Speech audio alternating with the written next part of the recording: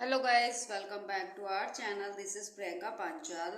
आज जो हम डिस्कस करने वाले हैं, जो बजट है 2023 को आज हम डिस्कस करेंगे। जैसे कि आप लोगों को पता है, हम DSSB की प्रिपरेशन कर रहे हैं, जिसकी हमने प्लेलिस्ट बना रखी है। हम डेली एक एक टॉपिक को कवर कर रहे हैं, ठीक है, जो CDP PRT के लिए है।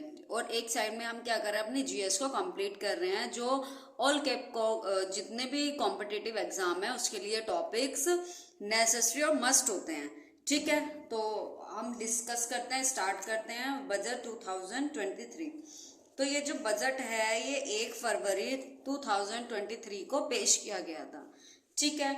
तो अमृतकाल का जो ये पहला बजट है, जो अमृतकाल का जो टाइम फिक्स किया गया है, वो 25 ईयर्स का जो टाइम है वो फिक्स किया गया 2022 से 2047, ठीक है। जो बजट है, निर्मला सीतारमण ने इसको पेश किया है। उन्होंने ये 5वीं बार पेश किया है। अगर हम इसकी हिस्ट्री की बात करते हैं, तो जो भारतीय बजट व्यवस्था का जो जनक है, उसे उनको किसको कहा जाता है? विलियम जैक्सन को कहा जाता है। किसको कहा जाता है? विलियम जैक्सन को कहा जाता है। और अगर ब्रिटिश भारत की बात की जाए, ब्रिटिश भारत की, तो 1860 में ये पेश किया गया था। जो उस टाइम कौन थे, किन्होंने किया था? जेम्स विल्सन ने किया था। अगर स्वतंत्र भारत की बात करें, 1947 में षणमुखम शेट्टी ने पेश किया था। किसने? षणमुखम शेट्टी ने किया था। अगर क्वेश्चन आता है कि गणतंत्र भारत की बात आए, तो 1950 में जॉन मेथाई ने किया था। किसने किया था? जॉन मेथाई ने। तो ये थोड़ा थोड़ा सा इनमें डिफरेंस है, किसी में ब्रिटिश है, किसी में स्वतंत्र है, तो इस पे ध्यान देना है अगर जब हमारे क्वेश्चन आए एग्जाम में।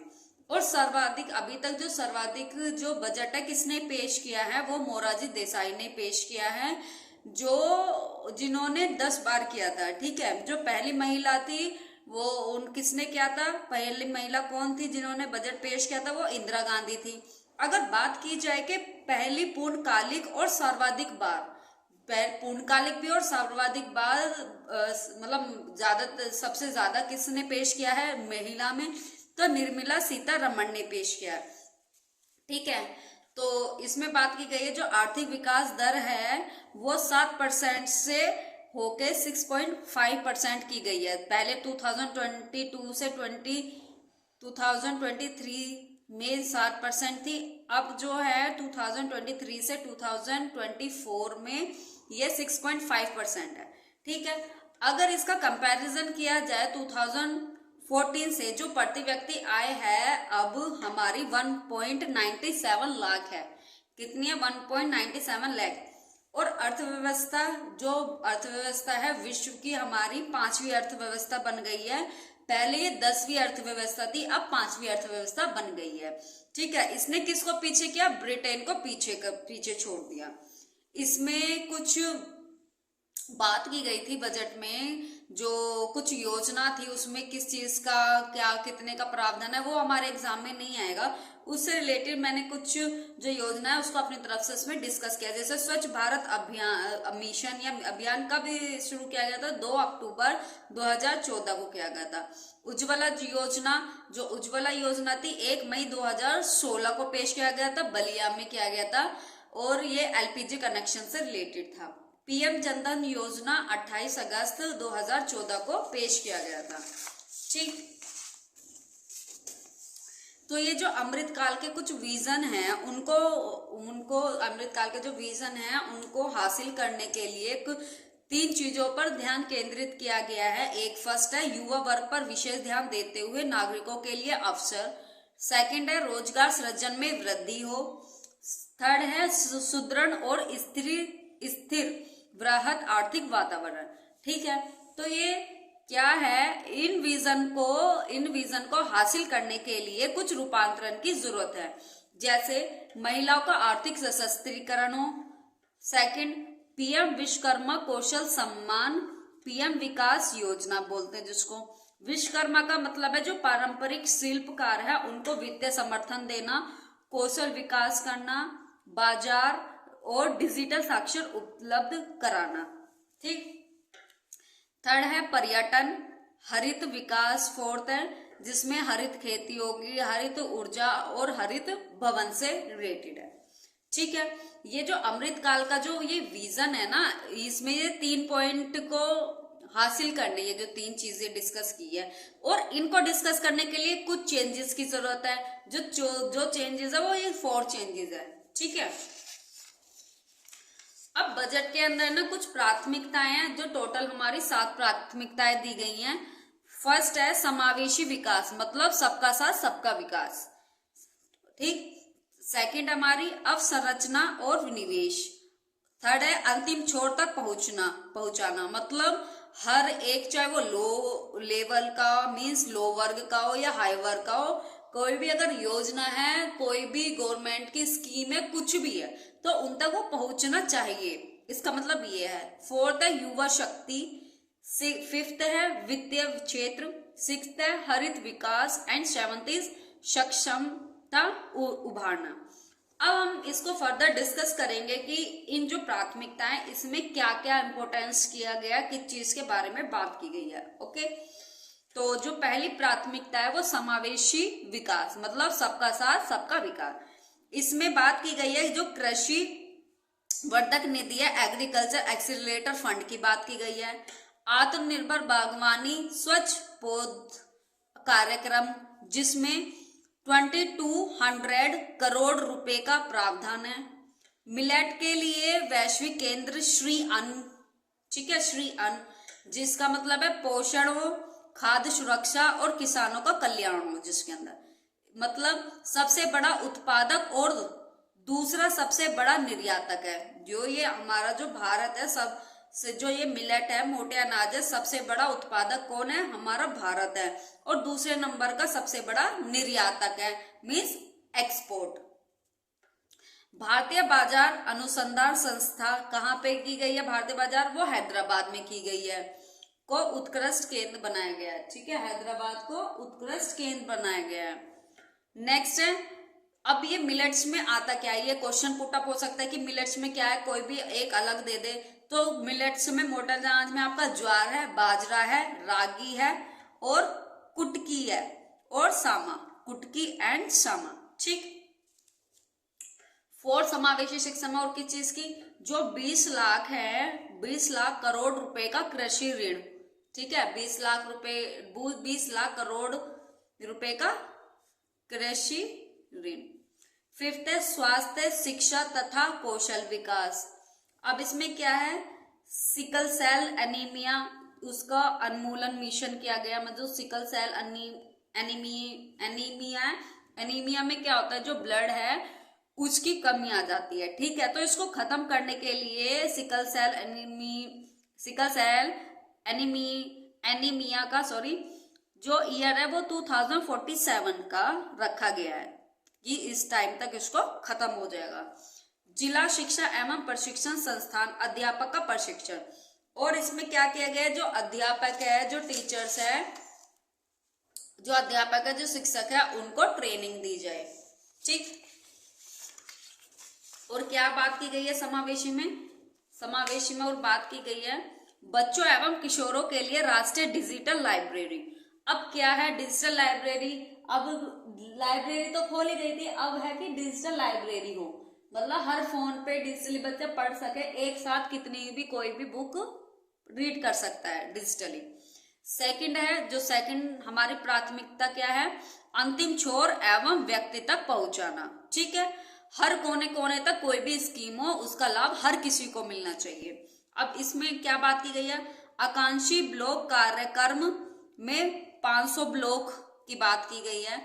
प्रधानमंत्री पीवीटीजी विकास मिशन। अब पीवीटीजी की फुल फॉर्म क्या होती है? Particularly vulnerable tribal group, means विशेष रूप से संवेदनशील जनजातीय समूह। अब इसमें क्या है? एक डेबर आयोग किया गया है, जिसमें 1973 में एक अलग ग्रुप बनाया गया था। इसके अंदर जो इंडिया है, इंडिया में कितनी, ये भी क्वेश्चन आया हुआ है एग्जाम में कि कितनी जनजातियां है? तो 75 जनजातियां है इंडिया में, और मैक्सिमम कहाँ पे है? उड़ीसा में। कौन से स्टेट में है? मैक्सिमम उड़ीसा में है, मैक्सिमम उड़ीसा में। ठीक है, और अंतिम छोर में किस चीज की बात की गई है? ऊपरी भद्रा योजना। एक ऊपरी भद्रा योजना है, ऊपरी, इसका संबंध है सूखे से। तो ये कहाँ पे की गई है? ये कर्नाटक में की गई थी, जिसके अंदर सूखे का निवारण करना है। कर्नाटक में इसके लिए 5300 करोड़ रुपए का प्रावधान। भारत साझा पुलेख निधान, भारत श्री, इसमें क्या किया गया? 1 लाख प्राचीन पुरालेख डिजिटलाइजेशन, मतलब जो भारत के जितने भी जो पुरालेख हैं, ठीक है, उनका डिजिटलाइजेशन करना किया गया है, ठीक है, क्योंकि वो लिखे हुए हैं, एक टाइम पे वो खराब ना हो जाए, तो इनका डिजिटलाइजेशन करने की बात की गई है।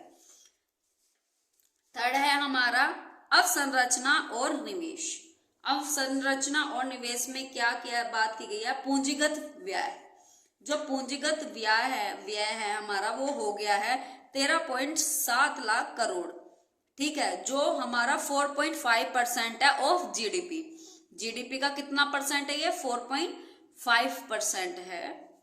रेलवे के लिए 2.40 लाख करोड़, ठीक है, 2.40 लाख करोड़। ये जो नंबर्स है ना, ये लर्न होने चाहिए, ये एग्जाम में फ्रिक्वेंटली क्वेश्चन आते हैं इससे, ठीक है। अगर आप लोगों को ये क्लासेस अच्छी लग रही है तो प्लीज शेयर द चैनल। अगर आप इस चैनल पे नए हो, और सब्सक्राइब करें और लाइक करें वीडियो को। और शहरी अवसंरचना विकास निधि, अब इसमें क्या है? जो टीयर है 2 और 3, शहरों में शहरी अवसंरचना का निर्माण। सेकंड है राष्ट्रीय अवकाश बैंक प्रावधान, जो राष्ट्रीय इसका जो टीयर है, इसकी अवसंरचना निर्माण करने का जो काम है किसको दिया गया? एनएचबी को दिया गया, जो नेशनल हाउसिंग बैंक है। ठीक है, किसको दिया गया? नेशनल हाउसिंग बैंक को दिया गया है, ठीक। अब बात करते हैं प्राथमिकता 4, जो क्या है? प्राथमिकता 4 में क्या है? सक्षमता को सामने लाना। आईगोट कर्मयोगी। आईगोट कर्मयोगी में क्या है? मिशन कर्मयोगी, जिसमें प्रशासन पारदर्शी हो और जवाबदेही हो। जो ये मिशन कर्मयोगी है, इसका जो हैंडल करने का काम दिया गया है वो प्रशासन को दिया गया। और इसमें क्या है? अगर जवाबदेही होगा तो वो प्रशासन होगा, और ये पारदर्शी होनी चाहिए। ऑनलाइन ट्रेनिंग दी जाएगी किसको? सिविल सेवक को। कृत्रिम बुद्धिमत्ता के लिए 3 उत्कृष्ट केंद्र की स्थापना। कितने उत्कृष्ट केंद्र खोले जाएंगे? 3 उत्कृष्ट केंद्र आर्टिफिशियल इंटेलिजेंस, ठीक। और इसमें बात की गई है, जो भी बिजनेसमैन होगा वो, उनको एक पैन कार्ड मिलता है, परमानेंट अकाउंट नंबर मिलता है, तो वो एज ए अपना आई कार्ड के लिए उसको यूज कर सकते हैं। नेक्स्ट है कारगर न्याय प्रबंधन के लिए 7,000 करोड़ के व्यय से ई न्यायालय परियोजना का चरण 3 शुरू होगा, ठीक। कितने रुपए? 7,000 करोड़। 5G सेवा आधारित एप्लीकेशन के विकास के लिए 10 प्रयोगशाला का निर्माण, ठीक। अब जो 5G सेवा है उसके एप्लीकेशन का, उसके यूज के विकास के लिए कितनी प्रयोगशाला बनाई गई हैं? 100 प्रयोगशाला बनाई गई है। अब बात करते हैं प्राथमिकता 5 की, हरित विकास। अभी हम बात कर चुके हैं ना कि जो अमृत काल है उसके जो विजन को हासिल करने के लिए कुछ रूपांतरित करना पड़ेगा, तो हरित विकास है। तो इसमें क्या है? Mission life. मिशन लाइफ का मतलब है लाइफ फॉर एनवायरनमेंट, जो शुरू किया गया था गुजरात में।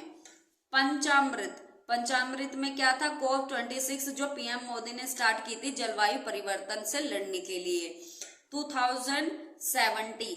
इसको कौन सा ईयर फिक्स किया गया? नेट जीरो कार्बन एमिशन, ठीक है। नेट जीरो कार्बन एमिशन का जो ईयर है वो क्या फिक्स किया गया? 2070 को फिक्स किया गया है। हरित हाइड्रोजन मिशन। हरित हाइड्रोजन मिशन के लिए कितने रुपए का प्रावधान है? 19,700 करोड़ रुपए। 19,700 करोड़ रुपए। फिर क्या है? 5 मीट्रिक मिलियन टन वार्षिक उत्पाद होगा। उसका ईयर जो क्या है? 2030 इसका मिशन जो ईयर है वो रखा गया है। नेक्स्ट बात की गई है हरित विकास में पीएम प्रणाम। पीएम प्रणाम का मतलब है पृथ्वी माता के पुनरुद्धार, इसके प्रति सजगता, पोषण और सुधार। अब इसमें क्या है, जो रासायनिक उर्वरक है उनका सीमित उपयोग हो, जो भूमि प्रदूषण है उनको रोकना, और जो गोबर प्लस नैनो यूरिया का उपयोग को बढ़ाना। ठीक, इसके अंदर इसकी बात की गई है। और क्या कही गई है, गोवर्धन स्कीम, ये क्या है, ग्वेलनाइजिंग ऑर्गेनिक बायो एग्रो रिसोर्सेज धन, इसमें 500 अवशिष्ट से आमदनी संयंत्र। और क्या बात की गई है, प्राकृतिक खेती का बढ़ावा, जो प्राकृतिक खेती है उसको बढ़ावा देने के लिए 10,000 बायो इनपुट रिसोर्स केंद्र की स्थापना। कितनी, 10,000 बायो। और क्या है, एक मिस्टी और ना क्या है, तटीय पर्यावास और ठोस आमदनी के लिए मैंग्रोव पहल। किसके लिए, मैंग्रोव पहल के लिए। आप इसको ध्यान रख से, एम फॉर मैंग्रोव, जो मिस्टी आप इसको ऐसे ध्यान रख सकते हो, एम से मिस्टी, एम से मैंग्रोव। ठीक है, और क्या बात की गई है, अमृत धरोहर आर्द्र भूमि संरक्षण के लिए 3 साल दिए गए हैं, जिसमें हमारी 75 रामसर साइट है। और जो सबसे ज्यादा रामसर साइट हमारी कहाँ की है, मैक्सिमम तमिलनाडु। ठीक है, अब प्राथमिकता 6 की बात करते हैं, जिसमें युवा शक्ति है। इसमें अब क्या क्या बातें की है उसको डिस्कस करेंगे। प्रधानमंत्री कौशल विकास योजना 4.0, इसमें 30 स्किल इंडिया इंटरनेशनल सेंटर की बात की गई है, AI plus robotics plus 3D plus drone. ठीक है, और क्या बात की गई, देखो अपना देश, next vibrant village programme, next unity mode. अब 7th एंड लास्ट जो प्राथमिकता है वो है हमारी वित्तीय क्षेत्र। अब वित्तीय क्षेत्र में क्या है, राष्ट्रीय वित्तीय सूचना रजिस्टर। नेक्स्ट महिला सम्मान बचत पत्र, महिला सम्मान बचत पत्र, इसमें 2 वर्ष का इसका टाइम रखा गया है 2025 तक। और जो ब्याज दर है इसकी 7.5% इसकी ब्याज दर है। ठीक, और 2 लाख रुपए तक जमा करने की इसमें सुविधा दी गई है। वरिष्ठ नागरिक बचत योजना, इसमें 30 लाख जो लिमिट है, 30 लाख तक जमा। ठीक, अब कुछ बातें और की गई हैं, जैसे राजकोषीय प्रबंधन। राजकोषीय प्रबंधन में क्या, राज्यों को 50 वर्ष का ब्याज मुक्त ऋण। ठीक है, राज्यों को कितना, 50 साल तक का ब्याज मुक्त ऋण दिया जाएगा। जो राजकोषीय घाटा है वो हमारा GDP का 3.5% है, और इलेक्ट्रिसिटी 0.5%। ठीक, जो पहले था वो हमारा 6.4% था। ठीक, अब की किसकी बात की है, 5.9%। अब और नेक्स्ट होगा 4.5%। ठीक है, अब व्यक्तिगत आयकर, जो व्यक्तिगत आयकर है उसकी बात करेंगे। जो रिबेट है 5 लाख से 7 लाख रुपए हो गया। जो रिबेट है हमारा 5 लाख से 7 लाख हो गया है। पहले हमारे 6 स्लैब थे, अब हमारे 5 स्लैब हो गए हैं, जिसमें क्या है, 0 से 2.5 लाख तक के लिए कोई ऋण नहीं था। ठीक है, सॉरी, कोई भी टैक्स नहीं था। अब क्या कर दिया गया, उसको 0 से 3 लाख कर दिया गया है, उस पे क्या होगा, कोई टैक्स नहीं होगा। फिर 0 से 6 के लिए 5%, फिर 6 से 9 के लिए 10%, 9 से 12 के लिए 15%, 12 से 15 के लिए 20%, और 15 प्लस के लिए 30% होगा। ठीक, क्या है, अगर कोई वो लेते हैं, उधार लेता है, उस पे क्या किया गया, 34%, GST का 17%, निगम कर 15%, PIT 15%, 20% ब्याज भुगतान में होगा। जो ये हमारा ये क्या है, मतलब ये जो मैंने अभी बताया है ये वो है कि इंडिया में जो पैसा है वो कहाँ से आता है, वो ऋण लेते ना, उसके लिए वहां से आता है। और फिर जो जाता है, फिर वो कहाँ जाता है सबसे ज्यादा, वो उसको भुगतान करने में चला जाता है। तो जैसे ब्याज भुगतान में 20%, रक्षा के लिए 8%, हेल्थ के लिए GDP का 2.1%, और एजुकेशन के लिए 2.9%। ठीक है, तो आज हमने ना जो अपना जो जीएस का जो टॉपिक है आज हमने इसको डिस्कस किया है। जितने भी आपके आने वाले एग्जाम होंगे उसमें ये टॉपिक्स इससे पूछे जाते हैं, और DSSB में तो इस पे से एक क्वेश्चन जरूर आता ही आता है। ओके, अगर आप लोगों को ये वीडियो अच्छी लगी हो तो प्लीज, और अगर आप इस चैनल पे नए हो तो please subscribe the channel, like the video and share. Okay, bye bye, take care.